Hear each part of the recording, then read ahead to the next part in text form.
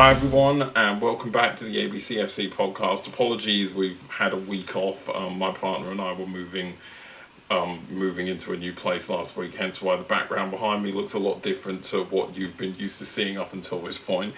We tried to get episode out last week for this and the review and the tea break, but because of all the moving chaos and stuff like that, we just ended up not having the time to do it, but it's what it is. Also, apologies we didn't actually let you guys know. We do need to get a lot better at the audience interaction, but we're back now and ready to go with off the back of another weekend of Bundesliga and A-League action. How have you been, Ben? Obviously helping me move as well. So yeah. Yeah, good, Chester. Great to get back into the usual review again. Yeah, busy week last week. So, but glad you guys are all sorted now and like new backdrop as you said. So that's pretty exciting for the channel. I'm in the same old place. So, but yeah, look, big weekend of action in both competitions, and we've got a really good sort of run of games to cover. Some really good and I guess not so good results for our teams in the A-League, but we won't talk too much about that. And some really interesting results and surprise results in the Bundesliga. Yeah, exactly. We'll dive straight into the action with the Bundesliga, with the Friday night game, which you certainly had the pleasure of watching, as it was your team taking on Hamburg in the good old derby of yours, in the Hamburg derby or whatever it's called. The for the second derby, time yeah. this season. Yeah, look, always sort of one of the games on the calendar you always tick off, and I actually I got up at 6:30 a.m. on Saturday morning to actually watch this live, so shows my dedication with. I mean, you guys know that normally I'll be up at 1:30 on a Sunday morning, Saturday night to watch our game if it's on at that time. So it's good to get a 6 o'clock game this time rather than having to stay up until 1 or 2 in the morning, wasn't it? No, definitely, and we caught up on the Friday night, so it was good to sort of discuss the game before it happened. But look, I mean, really, Hamburg probably had more of the chance sort of early, I thought. I mean, Daniel Fernandes was kept busy sort of later in the game, but the guy that was really the talk of the evening was Luka Vuskovic. A lot of really good young talent in this competition, and this guy has made a really sort of instant impression for Hamburg, and I think in their push for safety he's going to be really important for them. I think also Tottenham fans are obviously going to be watching him as he's developed in the league this season as well, given the fact that he'll be going back to them in the summer. Right. He's on loan at Hamburg, obviously, at the moment. But yeah, look, it wasn't... Look, as far as you guys are concerned, obviously we missed last week, so we didn't actually get to review or touch on your defeat at Dortmund. But, I mean... Look, it was 0-0, and it's great to take a point, and hey, you haven't conceded a goal against your rivals this season, so there's something you can take away from that, I guess, isn't it? But, I mean, look, you're right in the thick of the relegation battle, and it doesn't look like it's going to change anytime soon, because Hamburg largely dominated this game despite you coming away with a point, and I'll be honest, it wasn't the best performance, and this new injury to Jackson Irvine could damage your season at this point, to be honest. It was bad enough he was out... Oh, sorry, yeah. I was just going to say he came off the bench in the second half. So thankful. I was just was going to just sort of mention down the line, but yeah, he came on in the second half, and luckily it actually wasn't as bad as first thought, because I sort of follow a couple of the St. Pauli pages on Instagram, and a lot of the content's in German without translation, so it's almost impossible to sort of know exactly what's going on. Yeah, Duolingo German. If there's any, I know there's maybe one or two German subscribers out there, but if you're happy to give me a hand as we go along for the rest of the season, I'd be much obliged. But yeah, that was a massive relief, because I really think that experience he gives is really gonna add to our fight for the rest of the season, and it is going to be a struggle, and certainly a fight, no doubt about that, especially with Mainz. As we'll talk about later on, starting to get results now, and we really have to get out of this slump. And touching on the Dortmund game, which I also watched most of, look, that was a really promising sign. Two really nice goals, but the penalty at the end was just really disappointing from Ricky J. Jones, and it's really sort of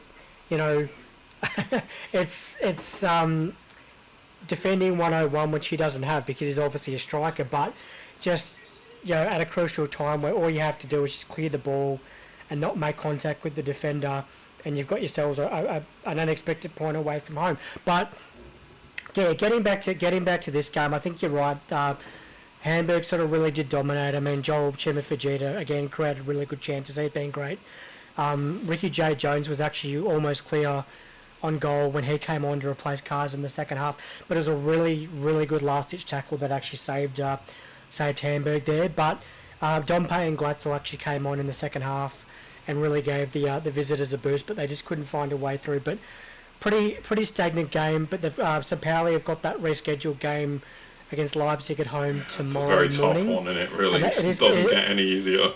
Well, it is going to be tough, and I did see what they did to Heidenheim. So I think from that point of view, we've got to be on. And I think anything that we can get out of this game, besides a heavy defeat, is going to be a win for Mainz. So, I'm not sure what other thoughts you've got to add on this one before we move on.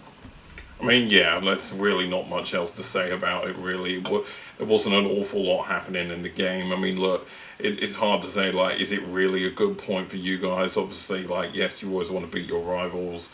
As always, you beat them earlier in the season.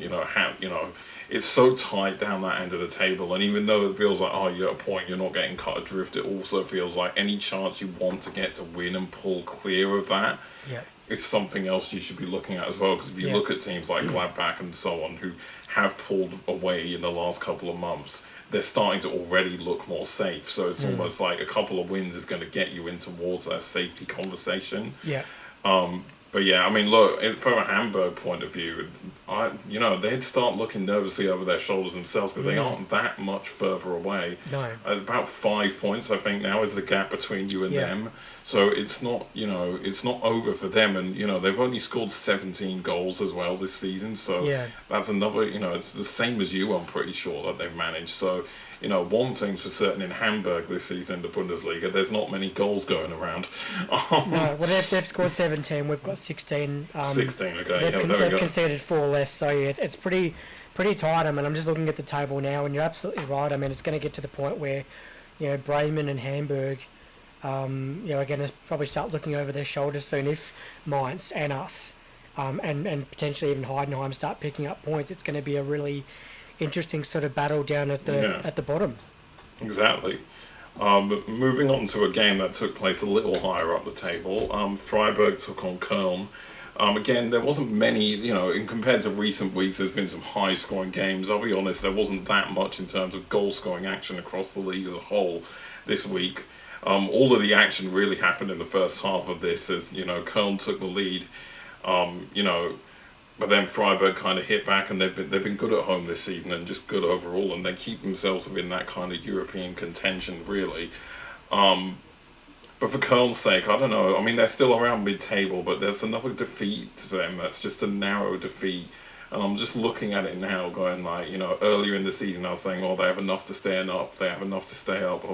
I'm not saying they're going down, but it's another one of those things where I'm starting to look at, the more this keeps happening, they're not as they're still mid-table and it's looking comfortable at the moment, but maybe now and then they might want to try and not lose games like this narrowly, because Freiburg, really did take control after going behind in the game, and if it wasn't for that save from Schwaber, obviously, from the penalty, which I want to say is a ridiculous call to give that as a penalty. Like, we saw it twice in the Bundesliga this week where teams got given penalties for handballs where the arm wasn't the first point of contact. Yeah. Like in this case, of course, it came off the leg, I think, of the defender, deflected up into the arm. In another game, it was chest and arm for a penalty that was given. I mean, look, justice won out in the end, and Schwaber made a good save. Made a good save. And, it kept it at 2-1. But, I mean, even after that, Freiburg were so much in control, it just did not look like Köln were getting themselves back into the game at all, to be honest. Matanovic really just the difference maker again for Freiburg with that goal late on in the second half, and they just held on to it and keeps them in European contention, because I have been impressed at times with Freiburg this season. But for Köln, they are still safe and looking safe in mid-table. But, the more that keeps happening, that they lose games narrowly in this manner, you never know. You just never know with the league and how tight it is further down the table. But, yeah. Yeah. And look, I certainly agree from a Köln point of view. How many more of these losses are they going to have before things start getting a bit tighter, and other sides, as we've just talked about, start getting results? I mean, Gladbach, we saw how quickly they got sort of back into their groove. Wolfsburg, the same thing. Augsburg, which we'll touch on a bit later on as well. It doesn't take much for some of these sides to sort of start picking up results, and if Köln don't start keeping up with them, it could be dangerous for them. But definitely. Freiburg are seventh at the moment, so 5 point gap away from Leverkusen. So Eintracht on the same amount of points. So it's I guess it's interesting, that conversation around who's going to take that sixth spot, and even fifth as well. The Europa League spots in a few months' time. So there's definitely some teams that are going to be jostling, and Freiburg's certainly one of them, so they'd be happy with that. They will become in there. Of course, they're in Europe already as it stands this season, and they've been in Europe before as well. But being able to balance that and get themselves back into Europe again for next season would be definite, if not improvement, just sign of more good consistency from them. So going back down the table, Mainz picked up a massive win over Wolfsburg, who was starting to fall backwards a bit ever since the resumption of the winter break, ever since we put 8 past them. But they took the lead, and genuinely I thought, after they took the lead in this, I thought maybe they are starting to turn the corner, maybe Mainz are stumbling themselves again. But my word, the way Mainz came back into this game was fantastic, and they dominated after falling 1-0 down. Let's be honest, they completely dominated and deserved every single one of the 3 points they got from this game.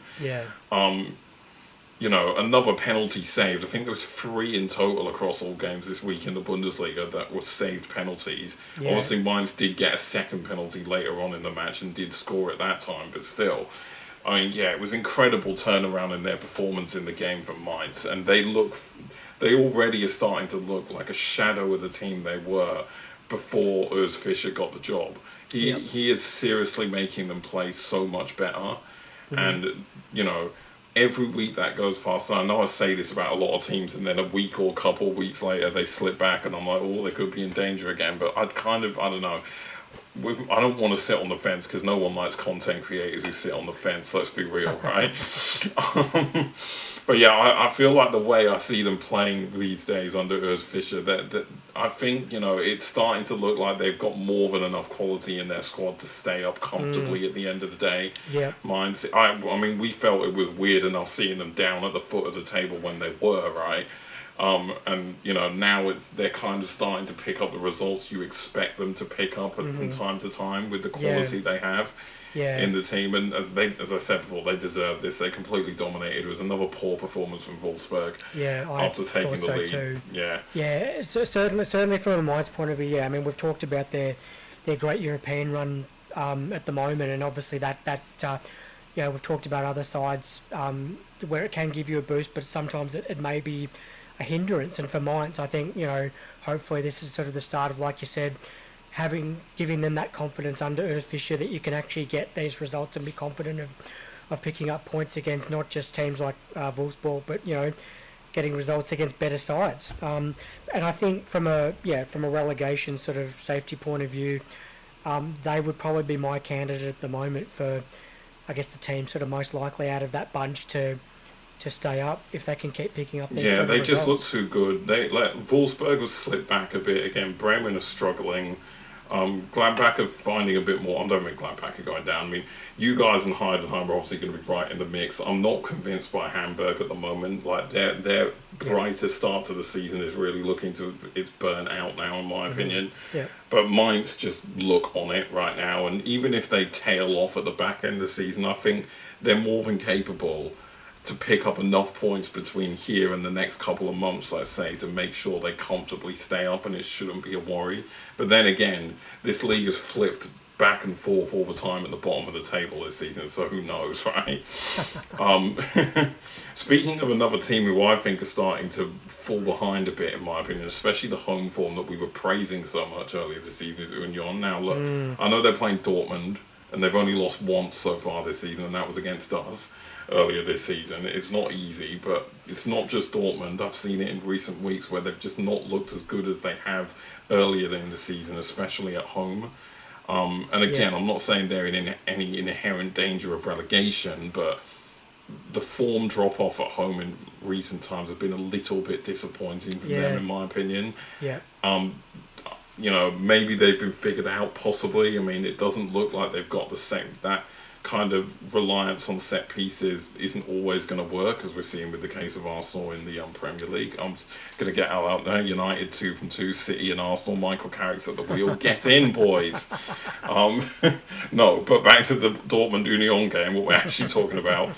Look, Dortmund are quality. Let's not forget. Like, they're second right now for a reason. They've only lost once in the league for a reason so far this season. Couple penalties being saved, as I said before, across the league this season, this week. Sorry, Emre Can, stuck away his penalty like he has a lot in recent years. Like, he's just good from the spot. And they just kind of never really look back from there. And Maxi Bayer's goal as well. Like, what a finish that is! Like, you can't get more in the bottom corner really across the keeper, can you? Yeah. Oh, definitely. I mean, Emre Can, picking up where he left off from the game against us. Penalty at the end, and then 10 minutes in, he's got another penalty. But the foul from Rono was absolutely worthy of on Girassi. Was definitely there. So for all the talk we have about penalty non-decisions and all of that, so definitely there. But I think you're right about Union. I mean, we talked about them being sort of really solid at home, and I mean they took a point off you guys earlier in the season there, if I'm not mistaken. Just got some big wins at home earlier in the season, and recently it seems to have deserted them that form at home. Yeah.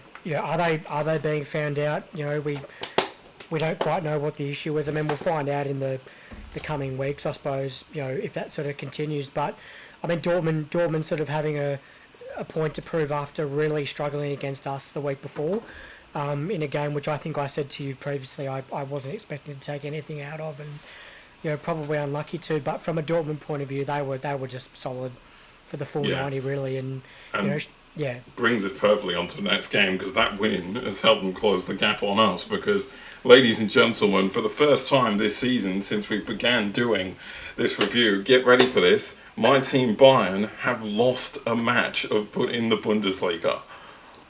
Yeah, and look, in all honesty, we fucking deserve to lose. I'm not even joking.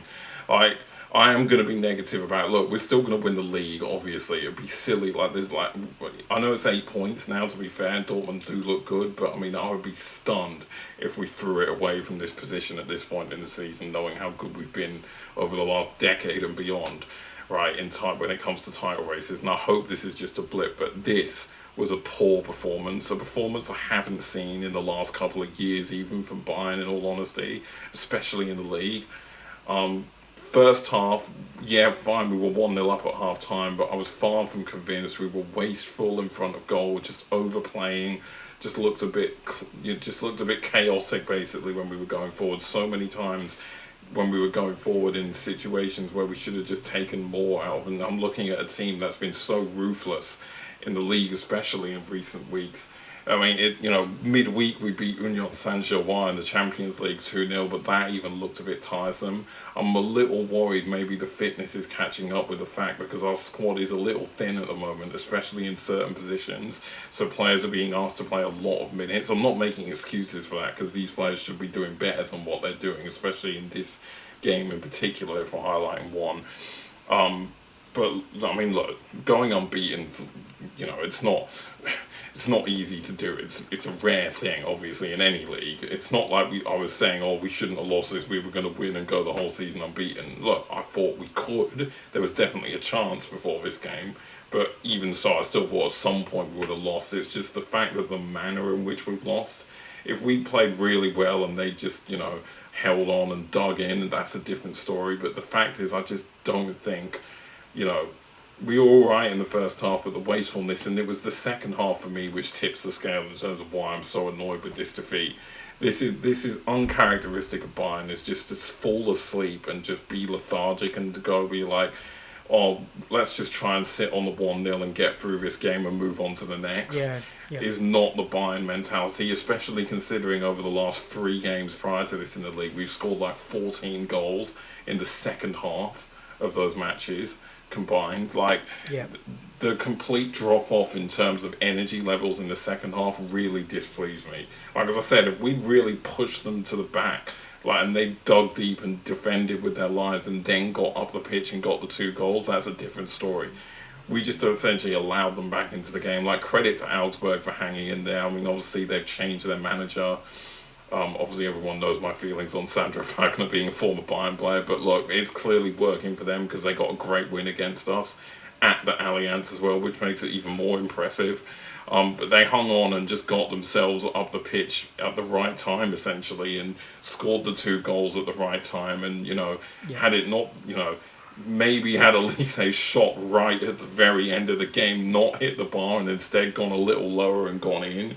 We're saying it differently here, but it is what it is. We've lost. We've deservedly lost, in my opinion, and this better not become the norm. I know we've got another game in the Champions League midweek against PSV, but we're practically set. This is the last game before the knockout rounds. We already assured that win against Union Saint-Gilloise assured our progress to the next round. Just honestly rest the players' company because it looks like they need a rest. Who cares if we go there with a weakened squad and lose in Holland? Doesn't matter.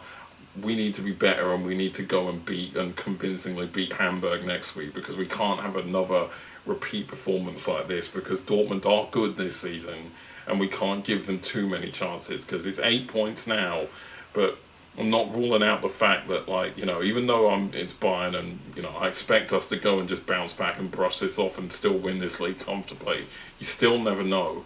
And that performance does worry me, especially for the second half. But yeah, what were your thoughts on that? Shock result. Well, it certainly was a surprise, but look, the 2 goals from Augsburg, I applaud them. The header was class, and I think your reserve keeper was in goal. Urbik, yeah.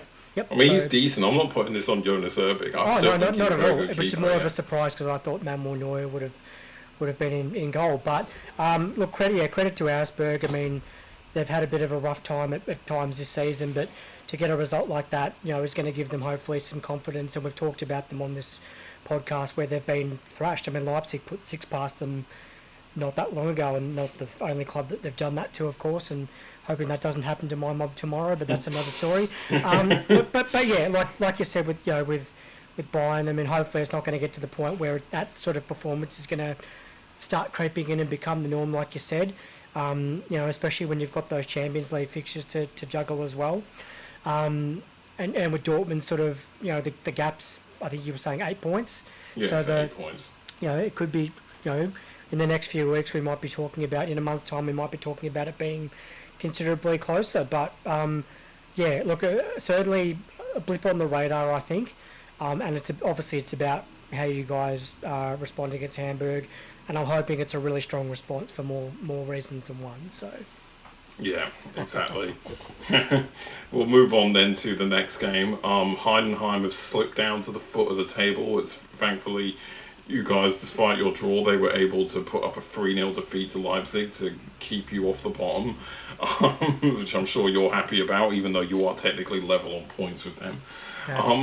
So you've got to build the foundation from somewhere. So yeah, but yeah, look, even though the first half was goalless, it looked from minute 1 that Leipzig were going to comfortably win that game. Let's be real.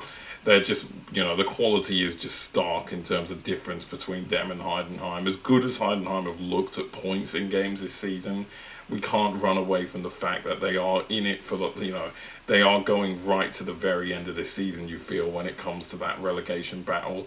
And, as good as they've looked at times, they've also not looked good at other times, and this was an example of it. They just barely created anything. Definitely one of their worst performances this season, in my opinion.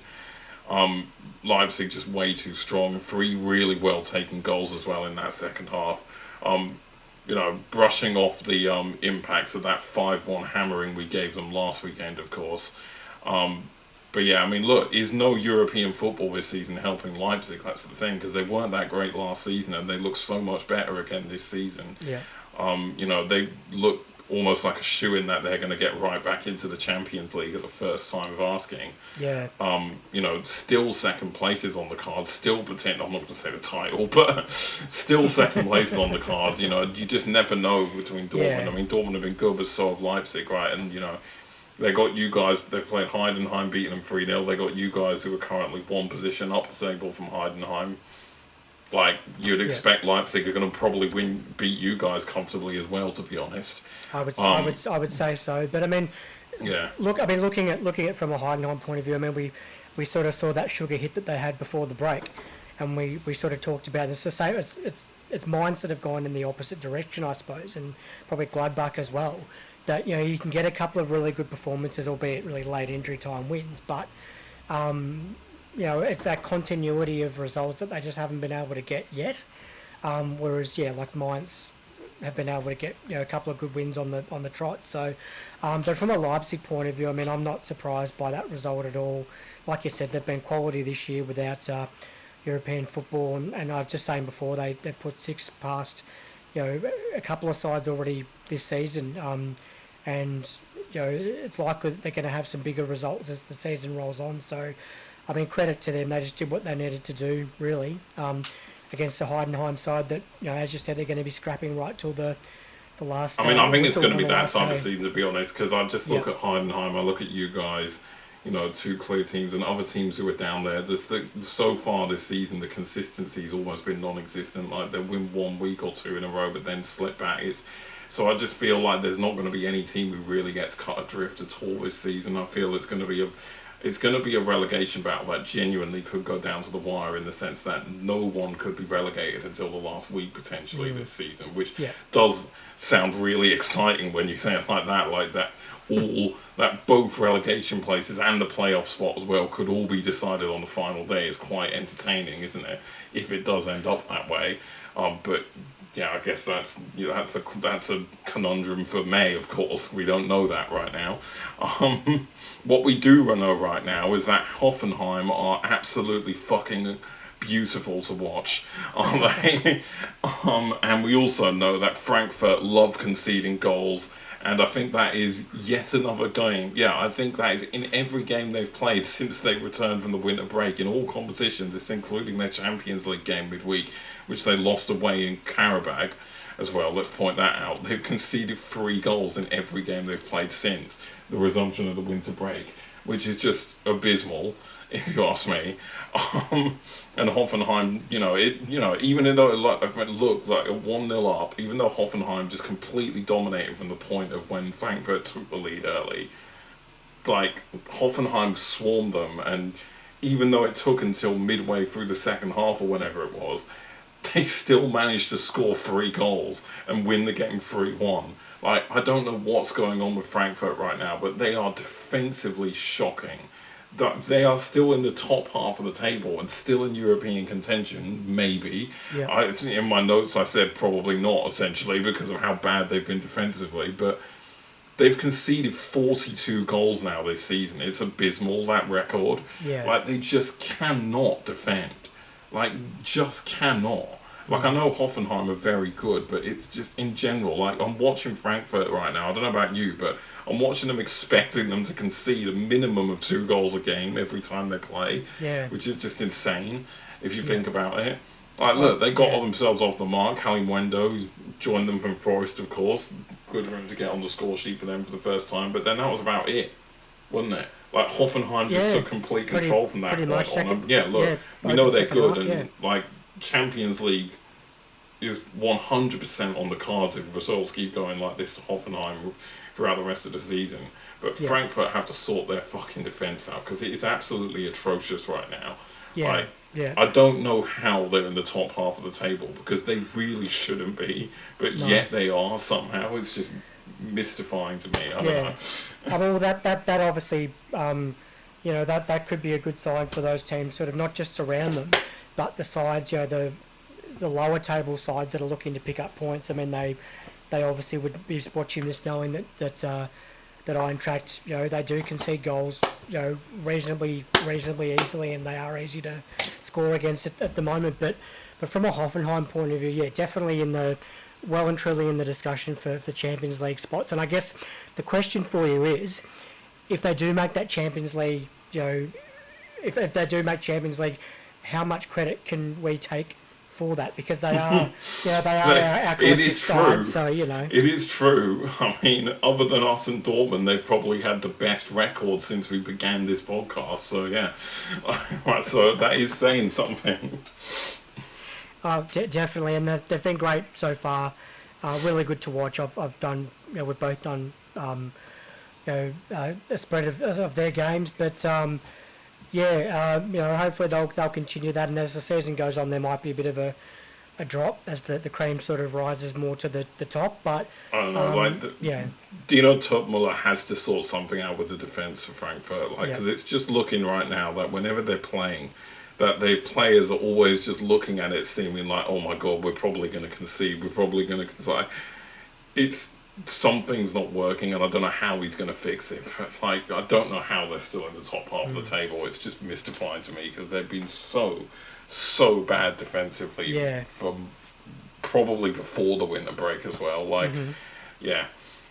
Moving on to a team who did know how to just control a dominant performance, Leverkusen, narrowly beating out Bremen 1-0, but I mean, this 1-0 scoreline flatters Bremen, because it could have been about 4-0 potentially. Leverkusen's over that dominant. Bremen are looking poor right now. Just attacking, nothing's clicking for them right now, and they're not. When we started this podcast, they were doing all right. They were creating chances. They were holding on in games a little more. But of recently, they've looked poor, and this game was another kind of performance to showcase that. Leverkusen didn't really have to do an awful lot. Imagine winning a game 1-0 and looking relatively comfortable. Yeah, I mean, it could have been 2 with the goals, or another goal in the first half was offside, but look, I mean, they look so comfortable despite the scoreline being so narrow. I didn't think at any point Bremen were going to get themselves back into this game whatsoever. Jinma looks really isolated again up front. Just another performance where he just can't get in the game. They've got to learn how to create chances again for their players, Bremen, because it's, they are actually getting dragged into the relegation battle. If you look at it, they're not that far off that bobottom 3 right now, and when you can't score, and they're struggling to score, and as a St. Pauli fan, you'll attest that that's not a good thing. Obviously, definitely not. I mean, looking at the table, I mean, Mainz, if Mainz was to have get some some positive results in the next couple of games, they'll overtake Bremen pretty quickly. So, and that's great for them. But Bremen sort of in a little bit of free fall. I mean, look, for Leverkusen as well, I just want to point out that, they've won it comfortably, but they need to win games more consistently, because they're still sixth. I know in my notes I said they were up into the top 4, but my apologies, because I hadn't checked the table at that point. I forgot to change it afterwards. They're not.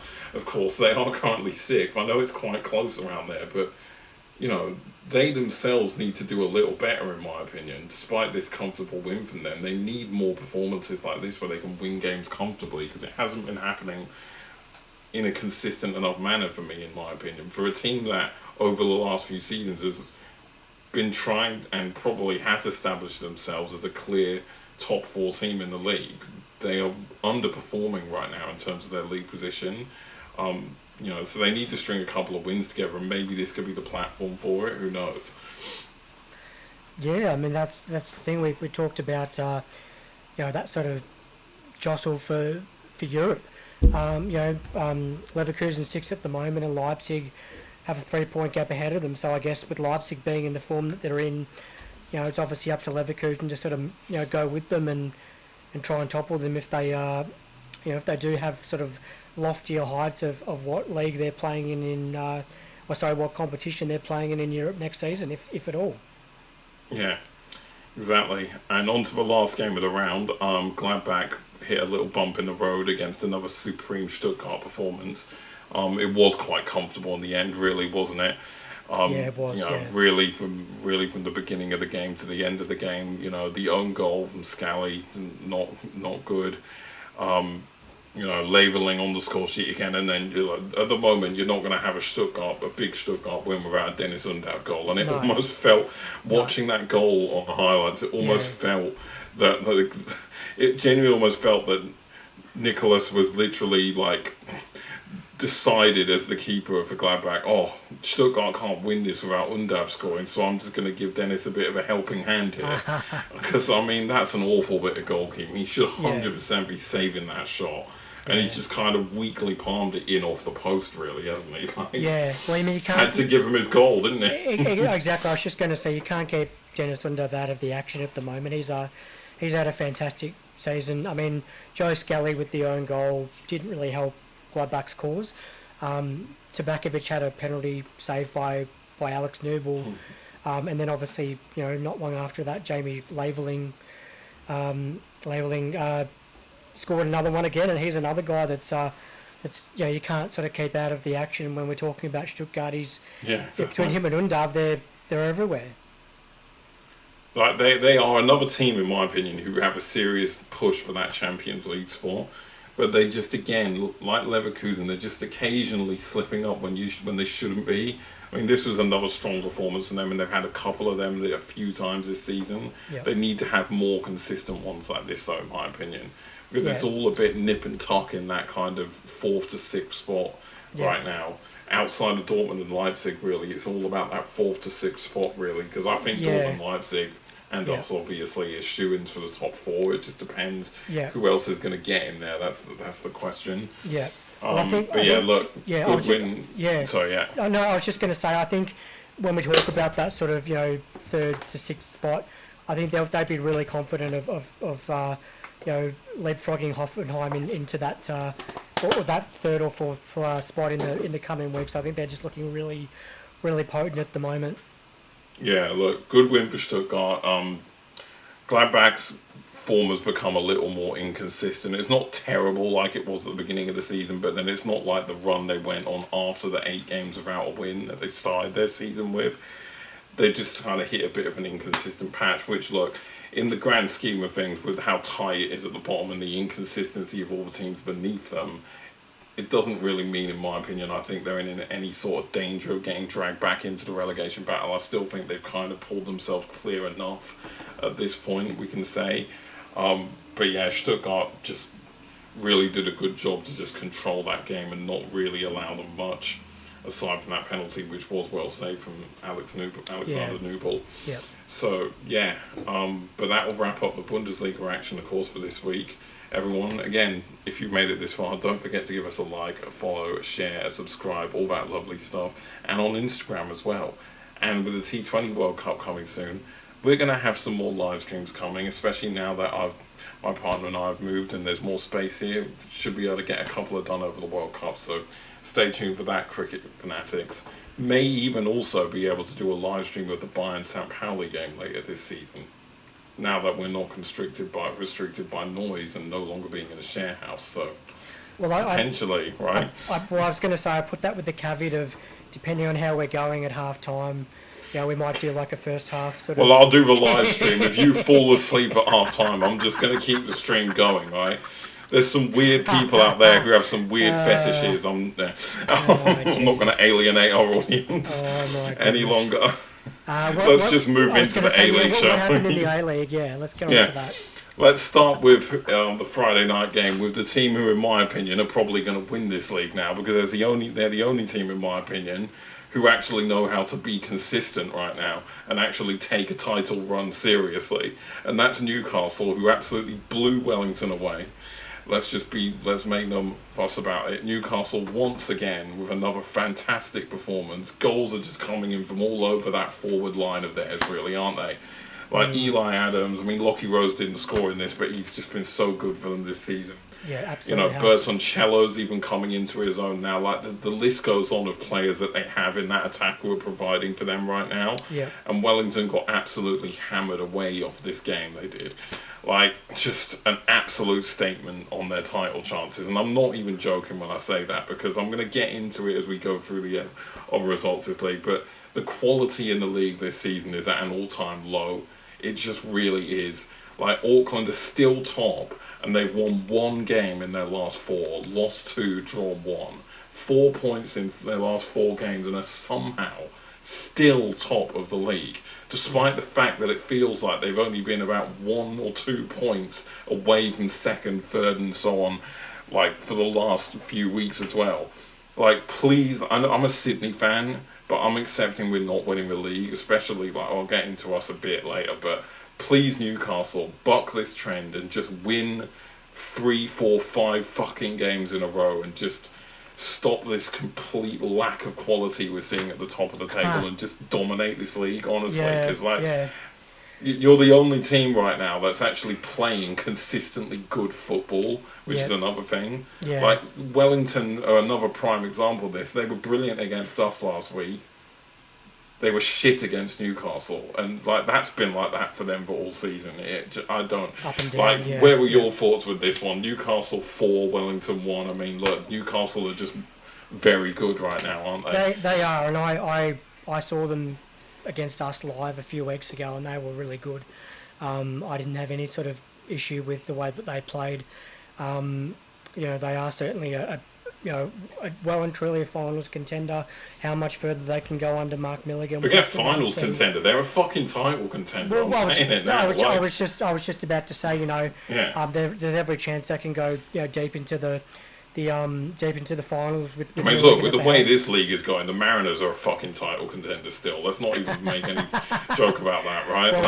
Well, but seriously, like Newcastle, I'm saying it now. Newcastle are winning the league. I just can't see any other team can be, based off what I've seen already and the results that we've seen already. I can't see any other team winning enough games consistently to win the fucking league. Yeah. It's only unless Newcastle slip up, and right now they don't look like they will compared to any other team. But we've said that before with Brisbane, and now they're on a bad run. We said that with us, and now we're on a bad run. Auckland have been inconsistent. Like, it's just it's all over the place, isn't it? Well, I mean, Jets fans, let us know what you think. I mean, how do you think your side's sort of tracking at the moment? Drop us a comment. But I think from a Wellington point of view, I mean, they've got City at home on Friday night, so that's going to be really interesting. We'll talk about City very shortly, and when I say shortly, I mean, I'm not really that keen to dissect that game for obvious reasons, but look, I think it's dangerous for Wellington. They've been up and down. They did have a really good win. I think it was against Brisbane not that long ago, and they've obviously so they're finding it hard to sort of get that consistency. But the Jets are definitely not having that problem. But I mean, we talk about the Mariners. That's actually the next game that we... Before we touch on that, look, the one thing I'll say why I think Newcastle are doing so well right now, we saw it in this game, and we've seen it in recent weeks, and we've seen it with other teams and the way managers are approaching games. My hat goes off to my invisible hat goes off to Mark Milligan with what he's doing with this team of young players right now, because he's doing what so many other managers in this league aren't doing. He's taking fucking risks with his system, with his setup, with the way, like, Newcastle are just playing aggressive, attacking football. They're not just scoring one goal and then trying to contain possession for 20, 30, 40 plus minutes. They're just scoring, then going again and again and again. And when it works, it damn well works. Wellington were just blown away with another performance where they're just throwing bodies forward and just everyone's getting in on things. And more coaches, managers need to do this. We'll move on to the next game, and that's the prime example of what I'm saying is Auckland again. Yeah. Once again, from a position where you look at it and be like, look, they should win comfortably here and actually start going on a run to that, right? Just literally to that. And I mean, people can tell I'm getting animated now because the league as a whole is starting to piss me off because of this stuff. Fine. You watch, football and you want entertaining results. You don't want teams running away with the league and all that sort of stuff. Yes, I get that. but also at the same time, you don't want a league where everyone can just beat anyone, and within the space of 3 or so weeks, a team can look absolutely dog shit and be in the bottom 2 or 3 teams in the league, and then 3 or so weeks later be in the fucking title race midway through the season. Yep. Like, that's also the other side of it, and that's exactly what's happening almost right now. Not with the Mariners, because they're still bottom, but it's the fact that Auckland are top, the Mariners are bottom, and after a 2-0 lead and looking comfortable... Couldn't put them away, yeah. Like, the Mariners just suddenly look way better. It's just like, I don't know what's going on with this league right now. It's the worst it's ever been, and this game, along with a couple of others we're going to talk about this week, are a prime example of that. Look, they lost last week, Auckland. They dropped more points from a winning position this week. It's just absolutely diabolical right now. They're somehow still top, and they're probably going to win next week and remain top, but then go another 2 or 3 weeks without a win and somehow remain top. But like it was a great finish early on from Jesse Randolph. We're actually going to talk about the game here. They've had some good performances this season. He's been one of them who stand out. Lachlan Brooks been one of the best players in the league, let alone for them. Sam Cosgrove was terrific again. And Sam Cosgrove as well, But again, just... Come on, Corica. You're better than that. Well, not enough. Well, I mean, just thinking, hopefully there wasn't a hairdryer in the Auckland sheds at half time, because it would have gone flying across the room. But they had dominant possession as well. I look at this game and just really, credit to the Mariners for hanging in there. But I think what really tipped the scales in a negative way for Auckland was the goal to concede the equaliser at the end.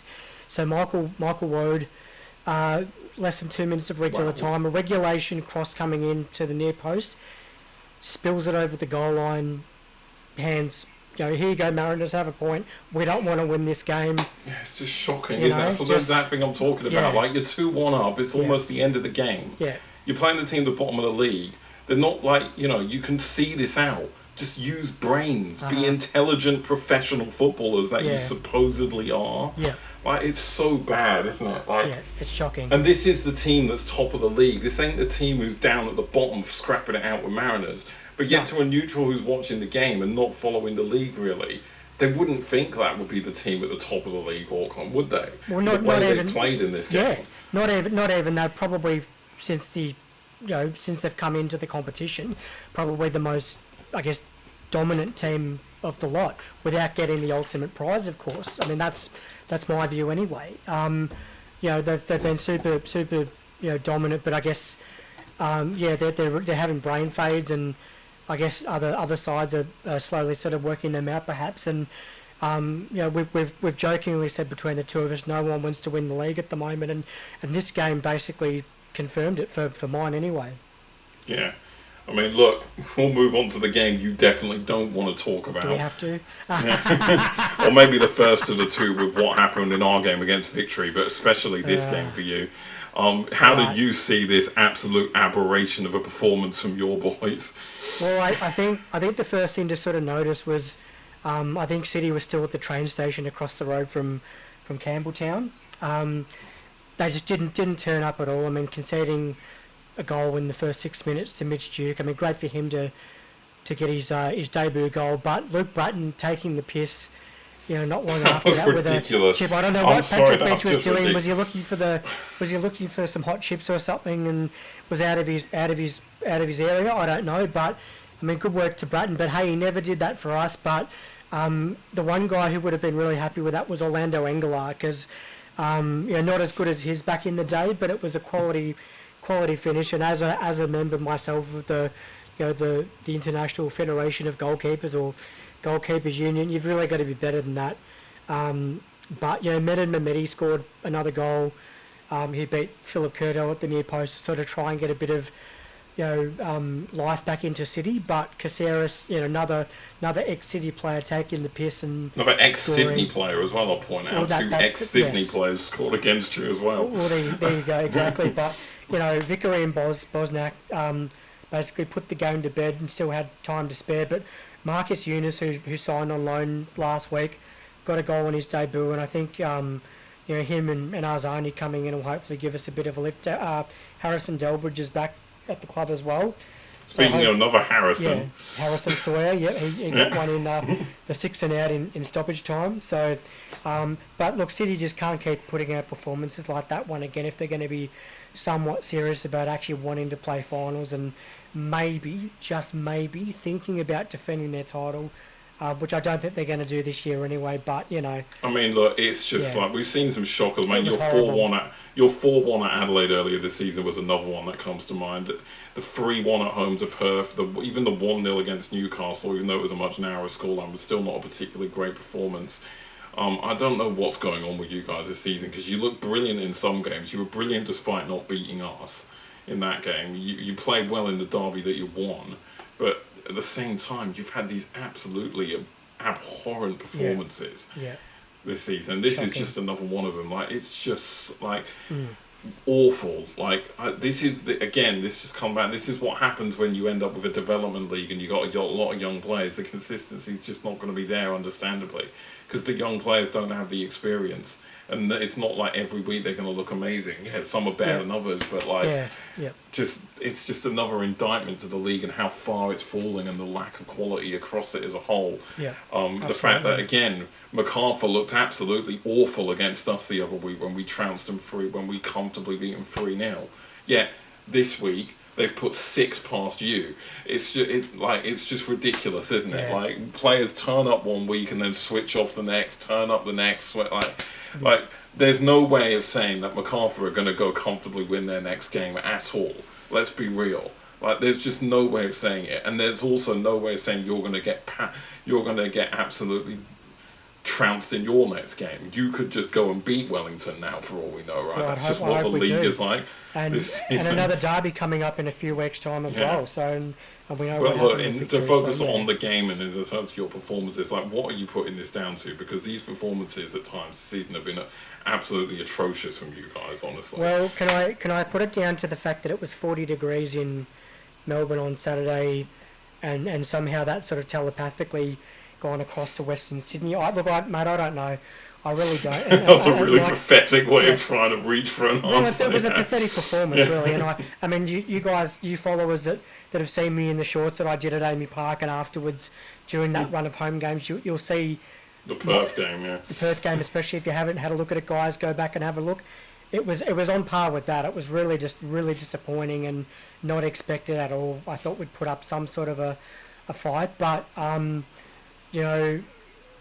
things have got to turn around, and hopefully on Friday night against Wellington away they do, and maybe that's just the thing. The A-League this season, you may just win that 4-1, but that doesn't mean you're going to win. But then you're probably going to lose heavily again the next game. So, I mean, who knows, right? Yeah. Who knows? Speaking of a team who've fallen off again recently, more inconsistencies, Perth. A couple of weeks ago we were saying they were one of our dark horses or one of our surprise factors this season, but now again they're looking more normalised, and Wanderers are now winning again. Obviously they sacked Alan Stajic. I'm gonna miss his absolutely atrocious hit in Hope football. No, of course I'm not. I want him to stay because I want them to be shit. I want them to stay. I want them to be shit. But another problem I have with the league, and I'm not insulting Gary Van Egmond here, remember when the league used to be in the fact that when clubs would go out and look for a manager, they'd look abroad and look for some exciting overseas person, even though it might not have always worked, and sometimes it didn't work at all. There was always that kind of thing like, they've gone sign this person from Spain or France or Germany or England or whatever. There's just now this thing in the league where players are clubs are basically signing old managers as well now. It's just like this, Gary Van Egmond. Where the fuck has he been for the last decade? I don't know, but I guess I mean the Wanderers got the win in this one, and I think as I've noted here, the change from Stage ball to Gaz ball is immediate. Was immediate, right? So, I mean, basically nothing happened in this game until injury time. Ryan Fraser, the new loan signing from Southampton.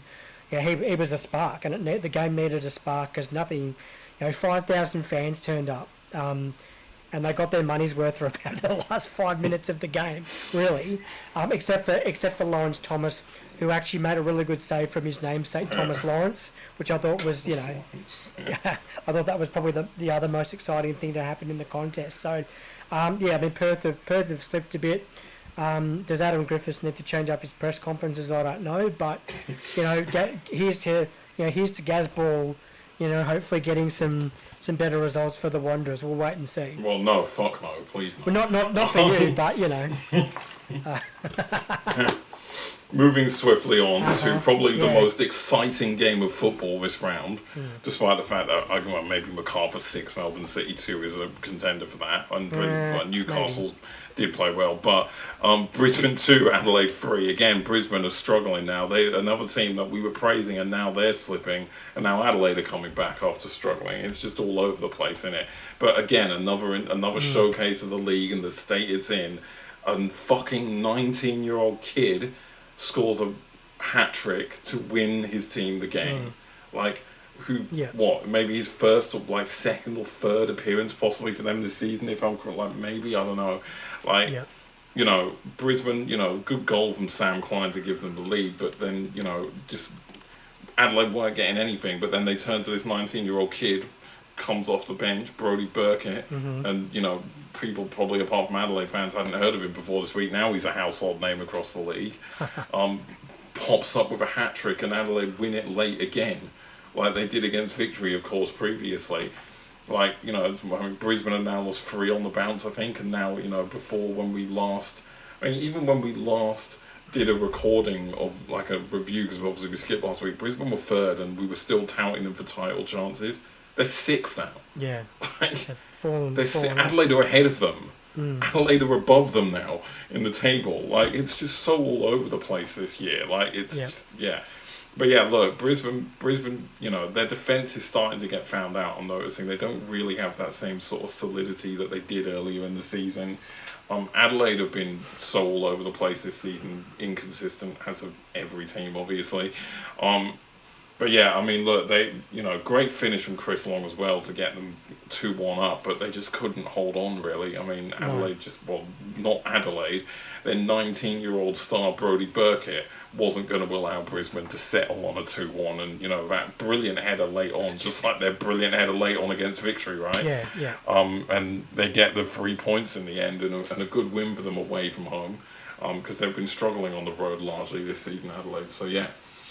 Look, I'm not going to say they're going to be title contenders because they could easily just as much finish bottom. So who knows, right? What were your thoughts on that game? Changing of the guard, maybe, like you said, we talked about sort of pre-Christmas, Brisbane having a really solid run of form and what that could mean for them, and they've slipped, and Adelaide had that sort of run of games where they couldn't win. Wellington should have beaten them a couple of weeks ago, and they had a 2-0 lead, I think, from memory, and they let that slip. So a bit of a changing of the guard, and Adelaide, I guess, are one of those teams that, if they get a good run of form, who knows what they can do, especially at Coopers. I know this game was in Brisbane, but, Valkanis, has got a little bit of trouble now. Like you said, they're back to 6th, and they do look a lot easier to score against than they probably did about a month or so ago. Yeah. Exactly, and we'll round off the week of review with the worst game, not just of this round and because of the scoreline, but in my opinion, the worst Big Blue I think the A-League has ever seen in terms of quality. If we're trying to advertise this league, right, in terms of the derby matches and all that, this is by far, you associate derby match. There could be some cagey, tough, close derby matches where 0-0s and, not much is happening, but maybe there's still an ounce of quality there. I have never seen a team win a game 4-0 and look about as averagely shit as the team they've beaten 4-0 in that same game. Yeah. And this is a derby match. I'm sorry, A-League. This... Something has to change next season because this shit can't continue like this. No, something's got to happen where people realise maybe we should start getting more quality back in the league. Maybe we should get better coaches back in the league. Coaches who can actually have a plan fucking B. Tale. Yeah. Lolly and Toure have been injured for a bit now. You cannot seriously be trying to play the same fucking system without two players who are hugely important to that system working. Yep. Lolly provides trickery, guile, skill, experience on one wing. Toure, trickery, and fucking pace down the other. Yep. Quintal is not quick, not experienced. Kispe is not quick, nor anywhere near as experienced as Lolly.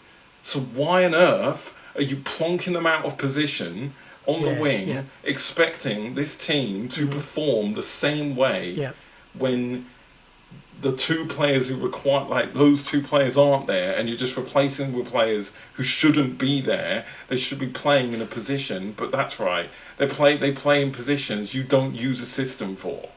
This is like, where is the guile? And it's not just Talley. There's other managers in this league as well who have zero guile, zero tactical switch-ups. I had a look at this game. Stajic has had some of the worst tactics I've seen in A-League history from any manager. There's so many other managers who I don't get some of the tactics, like, you know, Aurelio Vidmar uses with you guys sometimes, even like this season. Like, I just don't understand it. Last season, Mata was at Wanderers, and they were playing him out of position because they couldn't think of playing a 10. He's worked. Like, funnily enough, he looks like one of the best players in the league right now at Victory. Why? Maybe because he's playing in his strongest position. Who the funk it? Right, look, Victory beat us 4-0. They absolutely smashed us up in the Big Blue. And look, fair credit to Victory. They scored 4 brilliant goals. But they were shit. Yeah. I did take quite a lot of joy in the first couple of goals being waved off. That's always, I thought that was quite amusing. But yeah, they are. And, you know, certainly... Don't say they were shit in the game. You've just like, they are shit in general. I'm not going to back down from that either. So, you know, we're worse, but I'm just trying to paper over the cracks of my own team's form by piling onto the other team across the road, right? So, but look, certainly that the league's not a great standard from what we've seen this season. You know, even the sort of the Melbourne derbies aren't sort of what they used to be. But, you know, Victory sort of somehow getting it done and being able to score sort of more freely, I suppose. But you know what I want to see?